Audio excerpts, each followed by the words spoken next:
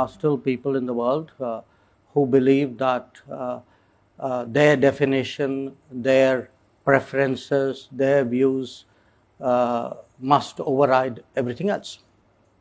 So, since you mentioned this specific example, I don't know how familiar people are with what was said at the Munich conference. Essentially, Mr. Soros said India is a democratic country, but he doesn't think the Prime Minister of India is a Democrat.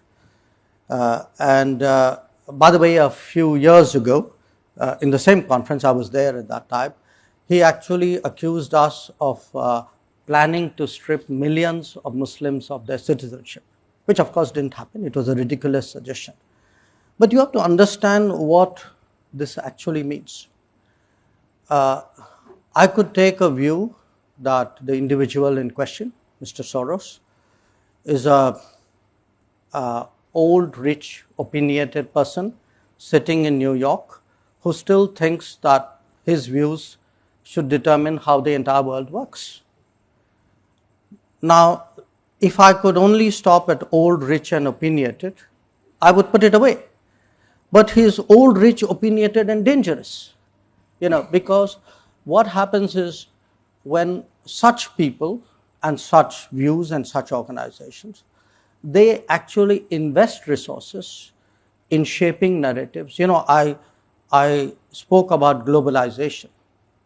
Now, what globalization does is it actually creates a lot of the seamlessness of globalization, which creates all the opportunities, also allows narratives to be shaped, money to come in, foundations to go about their agenda. Now, in this particular case, it is very clear that he has very strong political preferences. He actually thinks that, doesn't matter that this is a country of 1.4 billion people, we are almost there, whose voters decide how the country should run.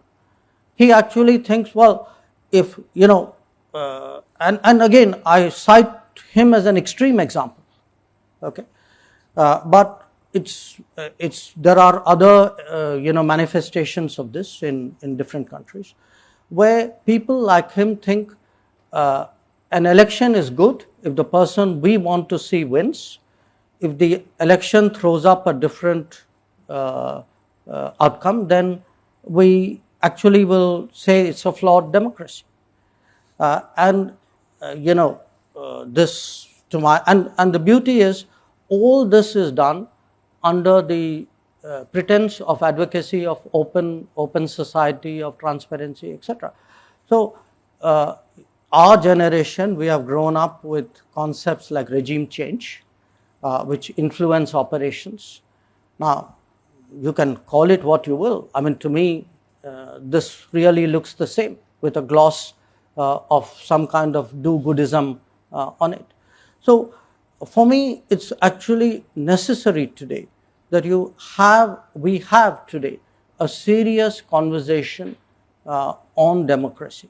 When I look at my own democracy, I have today a voter turnout which is unprecedented, electoral outcomes which are decisive, electoral processes which are not questioned. We are not one of those countries where after the election somebody goes to arbitrate in court. Okay, we don't have any hanging chads either. And where you actually say, I will sit in judgment over the verdict of voters. Now, my sense of democracy is the voter is supposed to decide. And it worries us because look, we are a country which went through colonialism. We know the dangers of what happens when there is outside interference in whatever guise in your politics.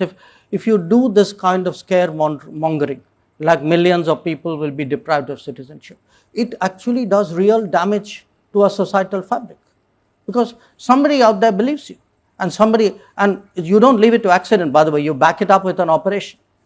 So you create that kind of fear psychosis, and then you use that to validate your original judgment. So I do think today between